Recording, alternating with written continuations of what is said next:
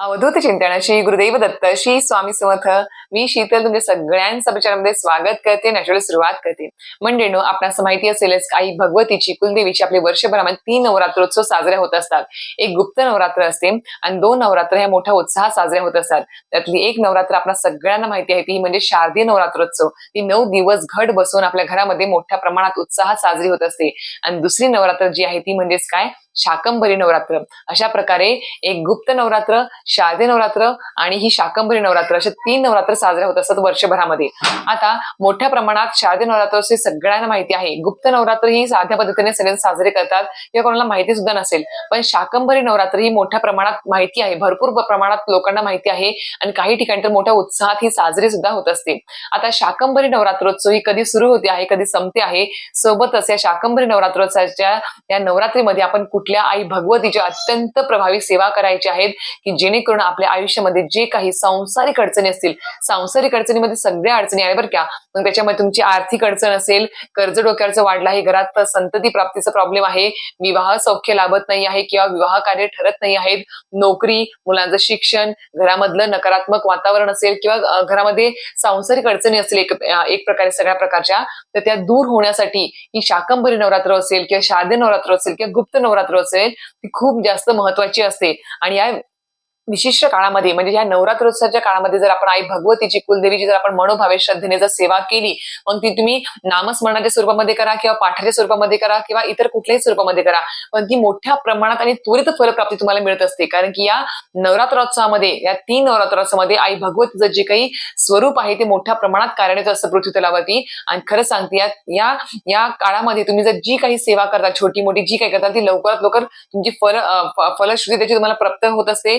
सोबतच ती तुमची सेवा लवकरात लवकर आई भगवतीपर्यंत पोहोचत सुद्धा असते. म्हणून तुम्हाला सांगते की आता ही जी काही शाकंभरी नवरात्रोत्सव आहे, ठीक आहे, तुम्हाला आता वर्षभरामध्ये कुठलीही सेवा करणं शक्य होत नाही आई भगवतीच्या, पण आपण आई भगवतीच्या शारदीय नवरात्रोत्सवामध्ये भरपूर मोठ्या प्रमाणात सेवा करतो. नामस्मरण, स्तोत्र, मंत्र, पाठ सगळं काही करतो, उपवास करतो, सर्व काही करतो.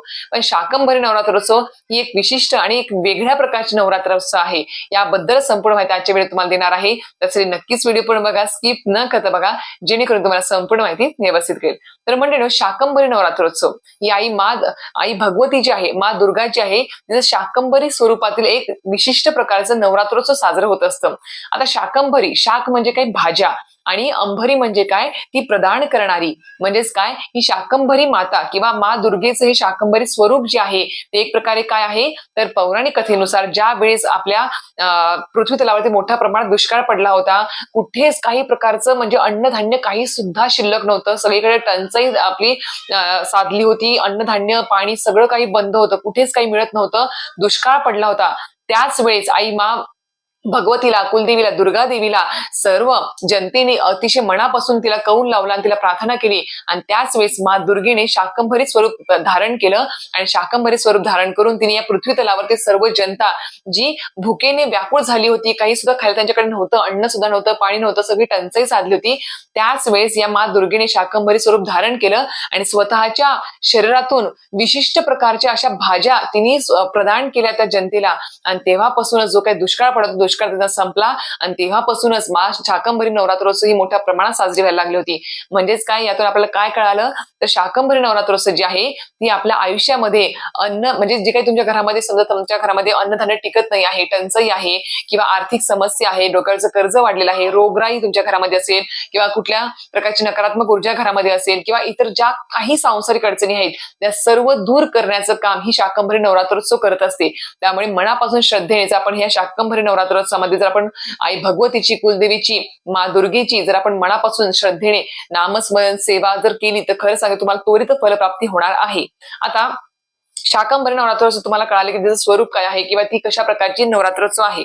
आता ही कधी सुरू होते आहे, कधी संपते आहे, तर आज 28 डिसेंबर पासून म्हणजे आज रविवार आहे, आज दुर्गाष्टमी आहे. आणि ही नवरात्रोत्सव एक विशिष्ट प्रकारची आहे, कारण की का, आपणास माहिती असेल की बाकीचे नवरात्रोत्सव किंवा शारदीय नवरात्रोत्सव जी आहे ती प्रतिपदेपासून चालू होते आणि नवमीला ती संपत असते. पण ही जी नवरात्रोत्सव आहे, शाकंभरी नवरात्रोत्सव, ही अष्टमी तिथीला म्हणजे दुर्गाष्टमीला आज चालू होते आणि येत्या 3 जानेवारीला पौर्णिमेला, पौष पौर्णिमेला ते समाप्त होणार आहे. आणि शाकंभरी नवरात्रोत्सव जी आहे ती पौष महिन्यामध्येच येत असते, म्हणजेच डिसेंबर जानेवारी अशा प्रकारे पौष महिन्यामध्येच ही साजरी होत असते.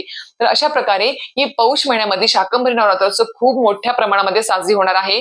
काही विशिष्ट असे भाग आहेत किंवा गाव आहेत किंवा प्रदेश आहेत की ज्याच्यामध्ये मोठ्या प्रमाणामध्ये ही देवीची जे स्वरूप आहे ते साकारलं जातं आणि तिची सेवा या म्हणजे आता बघा तुम्ही, आज 28 तारीख आहे. 28, 29, 30, 31, 1, 2, 3 म्हणजे एकंदरीत किती झाले? 7 दिवस ही नवरात्रोत्सव साजरी होणार आहे. आणि पौर्णिमा येत्या पौष पौर्णिमेला 3 जानेवारीला शाकंभरी जयंती साजरी होणार आहे. त्या दिवशी विशिष्ट पद्धतीने माँ शाकंभरी देवीचं स्वरूप साकारलं जातं आणि तिची मग मोठ्या प्रमाणामध्ये हवन असेल, मंत्र, स्तोत्र, आरती, नैवेद्य मोठ्या प्रमाणात हे केलं जात असतं.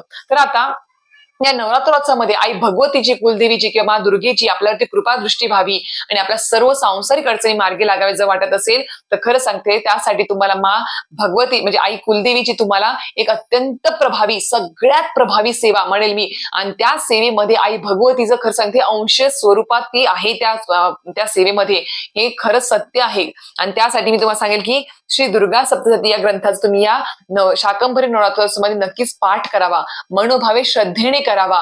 कारण की ही जे पाठ आहे ना किंवा ही जी पोथी आहे ना ती साधी सुधी नाहीये बरं का, मी खरंच सांगते. जसं श्री स्वामी चरित्र सारामृत आहे जे आपल्या आयुष्याचं सोनं करतं, अशक्य गोष्टीही शक्य करतं, त्याचप्रमाणे माँ दुर्गेचं, आई भगवतीचं किंवा 3.5 शक्तिपीठांपैकी तुमची कुठलीही कुलदेवी असू दे, जे स्वरूप या पोथीमध्ये आहे, तुम्ही या पोथीचे जर येत्या शाकंभरी म्हणजे आज 28 डिसेंबर पासून ते 3 जानेवारी पर्यंत यथाशक्ती तुम्हाला होईल तेवढे जर तुम्ही पाठ केले, जर तुम्हाला 7 दिवसात 14 पाठ करता तर अतिशय उत्तम. 7 दुणे 14, 7 दिवसात रोज 2-2 पाठ केले तुम्ही सकाळ संध्याकाळ, अतिशय उत्तम.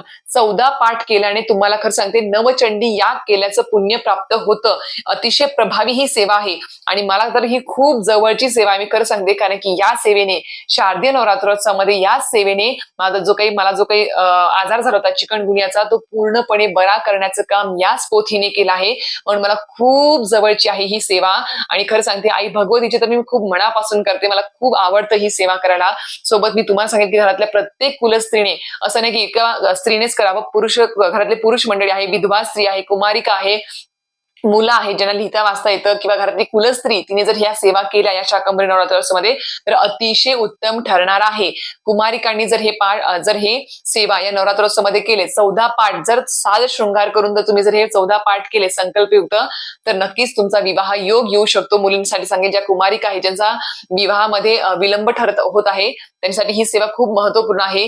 ज्यांच्या डोक्यावरचं कर्ज वाढलेलं आहे, आर्थिक समस्या जाणवत आहे, सोबत घरामध्ये नोकरीचे विषय काही समस्या असेल, संतती विषयक काही समस्या असतील किंवा घरामध्ये काही वितुष्ट आहे किंवा मतभेद आहेत ते दूर करण्याचं काम ही आपली जी पोथी आहे दुर्गा सप्तशती ही ग्रंथ करणार आहे. सोबतच घरामधलं आजार समूळ नष्ट करण्याचं काम, रोगराई समूळ नष्ट करण्याचं काम ही पोथी करत असते. आणि या पोथीमध्ये आई भगवतीचं, कुलदेवीचं खरंच वास्तव्य आहे, मी मनापासून सांगू शकते. कारण की मला तर खूप छान अनुभव आलेला आहे. मी फक्त एकदाच मागच्या संकल्पमध्ये फक्त बोलली होते की म्हणजे शारदीय नवरात्रोत्सवामध्ये की ज्या वेळेस म्हणजे पहिला दिवस होता घटस्थापनेचा, प्रतिपदेचा, त्या दिवशी संकल्प सोडला आणि त्या संकल्पामध्ये बोललं होतं की माझं या अष्टमी नवमी पर्यंत माझं पूर्णपणे चिकनगुन्याची जी काही सूज होती पायांवरती, हातांवरती, ती पूर्णपणे बरी होऊ दे.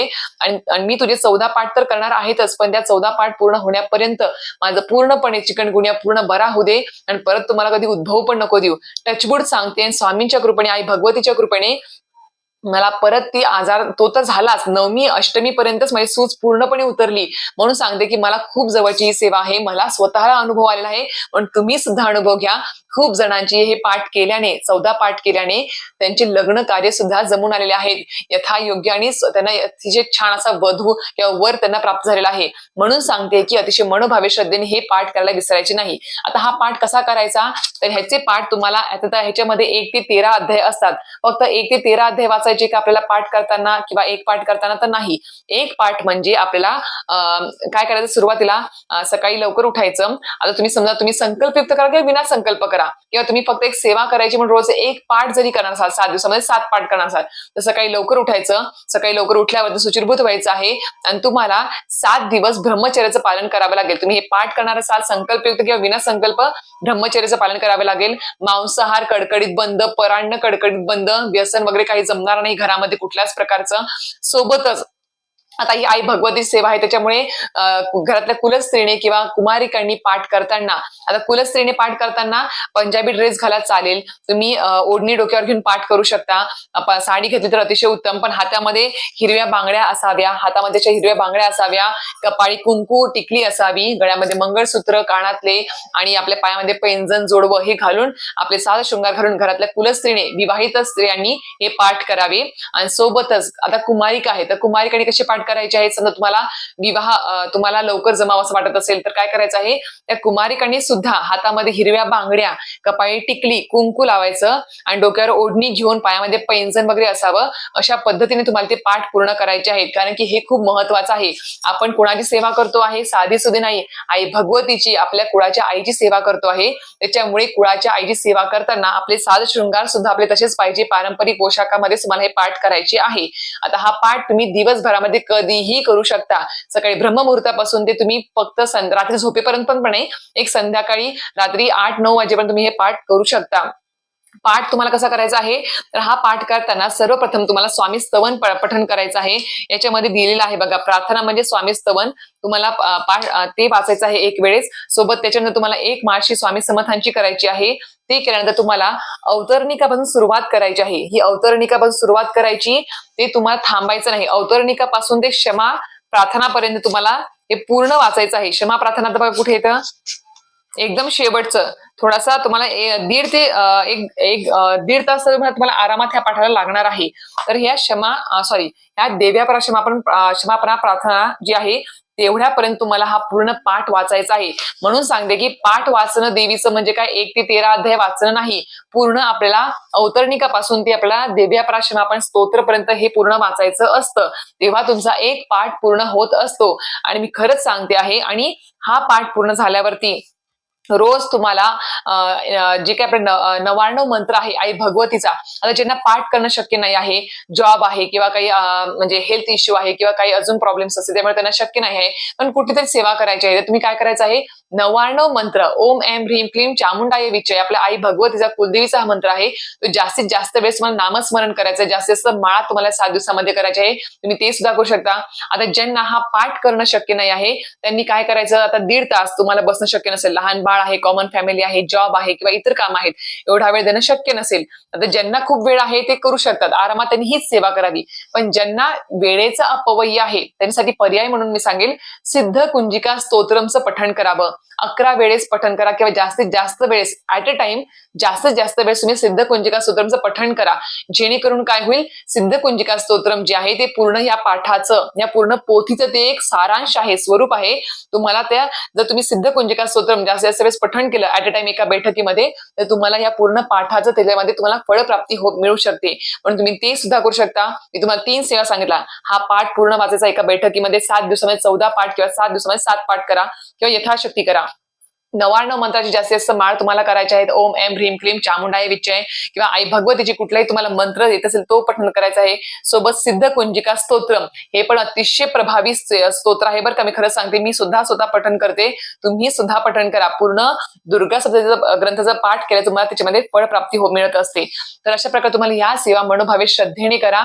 आणि खरं सांगते, जर तुम्हाला खरंच वाटत असेल की आपल्या संसाराची प्रगती व्हावी, आपल्या संसारामध्ये कुठल्याही प्रकारची रोगराई, आरोग्य उत्तम राहावं प्रत्येक घरातल्या व्यक्तीचं, सोबतच घरामधल्या जे काही एज्युकेटेड मुलं आहेत त्यांना योग्य प्रकारची त्यांना नोकरी मिळावी, शिक्षण मुलांना चांगलं मिळावं, योग्य वळणावर ते मुलं चलावी, सोबतच आपल्या घरामध्ये शुभ कार्य पार पडावी, संतान प्राप्ती जोडप्यांना व्हावी जर वाटत असेल, आणि एक प्रकारे आर्थिक उत्कर्ष आपल्या कुटुंबाचा, आपल्या संसाराचा व्हावा असं वाटत असेल, तर नक्कीच सांगेल की नवरात्र आली, कुठलीही नवरात्र आली की नक्कीच आई भगवती सेवा करायला वेळ चुकवायचा नाही.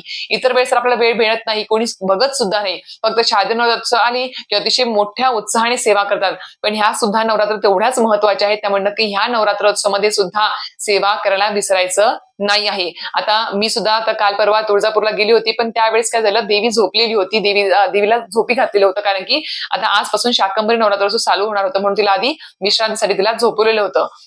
म्हणून सांगते की आता आजपासून तर खूप जास्त मोठ्या प्रमाणात गर्दी असणार आहे जिथे जिथे देवीचं स्थान आहे त्या ठिकाणी. म्हणून सांगते की 3.5 शक्तिपीठांपैकी तुमची कुठलीही कुलदेवी असू दे, तिला ही सेवा, खरंच सांगते, ही सेवा तिला समर्पित होते आणि जास्तीत जास्त प्रमाणात ती सेवा करायला विसरू नका. तर अशा प्रकारे आजचा व्हिडिओ तुम्हाला माहिती आवडली असेल, नक्कीच लाईक शेअर सबस्क्राईब करायला विसरू नका. आणि हो, अजूनही काही प्रश्न किंवा काही शंका असतील नक्कीच कमेंट बॉक्समध्ये मला विचारा, त्याचं उत्तर द्यायचा नक्कीच प्रयत्न करेल. श्री स्वामी समर्थ.